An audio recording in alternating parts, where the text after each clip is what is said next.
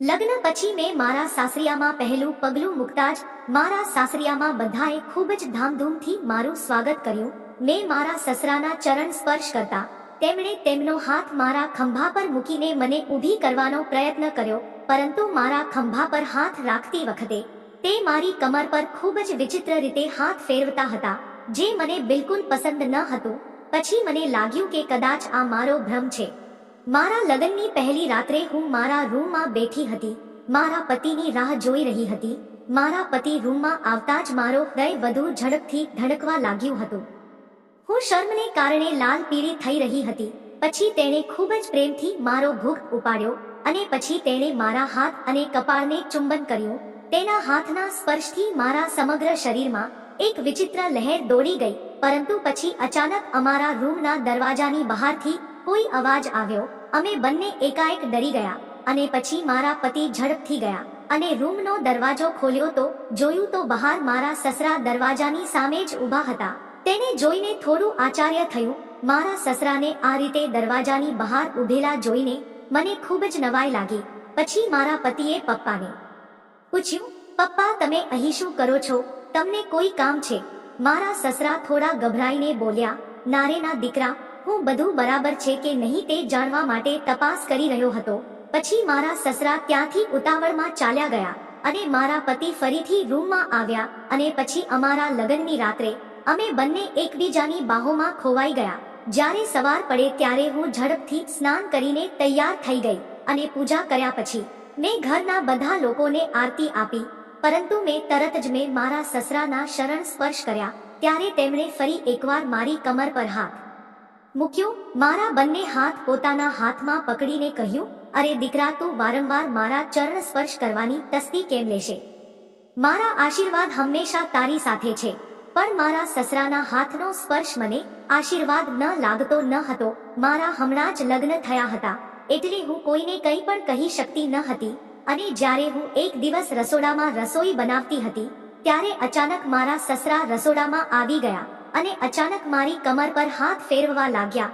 પહેલા તો મને લાગ્યું કે મારા પતિ મારી સાથે મજાક કરી રહ્યા છે, એટલે મેં પણ તેને તે જ રીતે કહ્યું, તમે શું કરી રહ્યા છો? છોડી દો, કોઈ જોઈ જશે તો. તરત જ મેં પાછું ફરીને જોયું તો સામે મારા સસરા ઊભા હતા. એકદમ તેમને જોઈને હું ડરી ગઈ. મેં મારા પલ્લુને મારા માથા પર ગોઠવીને કહ્યું, પપ્પા, તમે અહીં છો? પછી મારા સસરાએ મારા માથા પરથી પલ્લુ ખેંચી લીધો અને કહ્યું, અરે વહુ, તું શું જૂના જમાનાની જેમ માથે પલ્લુ બલ્લુ રાખે છે? આ નવો જમાનો છે, તું પલ્લુ પહેરીને રાખે છે. તારી પાતળી કમર જરા પણ દેખાતી નથી. પછી મારા સસરાએ મારી પલ્લુને એક બાજુ મૂકીને કહ્યું, તારી નાજુક કમર આવી દેખાય તે જોઈએ જ મને સારી લાગે છે. તેને જોઈને તો બસ મારા મનને એવું થાય છે કે હું તેને જોયા જ કરું અને સ્પર્શ કરતો જ રહું. મારા સસરાના મોઢેથી આવા ખરાબ શબ્દો સાંભળીને મને ખૂબ જ ગુસ્સો આવ્યો અને તે સમયે વિચાર્યું પણ નહીં કે મારી સામે મારા પતિના પિતા ઊભા છે. મેં ગુસ્સામાં આવીને કહ્યું, પપ્પા, તમે શું કહી રહ્યા છો? હું તમારી વહુ છું અને વહુ પુત્રી સમાન હોય છે. તમારે પોતાની મર્યાદામાં રહેવું જોઈએ. મારા મોઢામાંથી પોતાના વિશે આવા શબ્દો સાંભળીને સસુરજી એકદમ ગુસ્સામાં લાલ પીળા થઈ ગયા અને પછી તેણે મારો હાથ જોરથી પકડી લીધો અને મને પોતાની તરફ ખેંચીને કહ્યું, વહુ, મને લાગે છે કે તને જરૂર કરતા વધારે ગરમી આવી ગઈ છે અને મારે તારી ગરમી દૂર કરવી પડશે. હું મારા સસરાનો હાથ હોડાવતા બોલી કે પપ્પાજી, હમણાં મારો હાથ છોડો, નહીં તો હું બૂમો પાડી બધાને ભેગા કરી દઈશ. પણ મારા સસરાએ મારો હાથ છોડ્યો નહીં. પછી હું ગુસ્સામાં આવીને જોર જોરથી બૂમો પાડવા લાગી, મારા પતિને બોલાવવા લાગી. તેથી મારા સસરા ગભરાઈ ગયા અને મારો હાથ છોડીને ડરીને ભાગી ગયા. મારી બૂમો સાંભળી અને મારા પતિ ગભરાઈને ત્યાં આવ્યા અને બોલ્યા, અરે શું થયું? તું આટલી જોરથી કેમ ચીસો પાડી રહી છે? પછી મેં પોતાની જાતને સંભાળી, મામલો સંભાળી અને કહ્યું કે મેં ગરોળીને જોઈ એટલે હું તેને જોઈને ખૂબ જ ડરી ગઈ હતી, તેથી સીચો પાડી રહી હતી. આ સાંભળીને મારા પતિએ મને કહ્યું કે એક ચીપકલીથી તને આટલો બધો ડર લાગે છે અને વાત રહી ગઈ.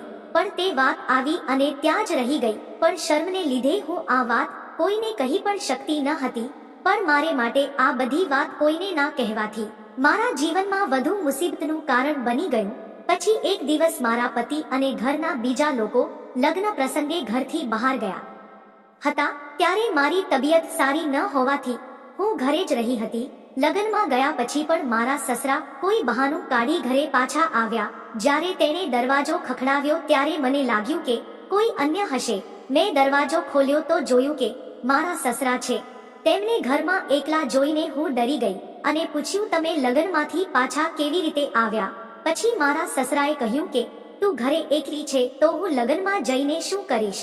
હું તને સાથ આપવા પાછો આવ્યો છું. તેમના શબ્દો મને ડરાવવા લાગ્યા. પછી તેણે દરવાજો અંદરથી બંધ કર્યો અને કહ્યું કે તે દિવસે તું ખૂબ જ બૂમો પાડતી હતી. હવે તું કોને બૂમો પાડીને બોલાવશે? મને ડરથી પરસેવો પડવા લાગ્યો અને ડરીને મારા રૂમ તરફ ભાગી. પણ તેણે મને પકડી લીધી અને મને ઉપાડીને તેના રૂમમાં લઈ ગયા. મેં હાથ જોડીને માફી માંગવા માંડી કે હું તમારી વહુ છું અને વહુ દીકરી જેવી જ હોય છે.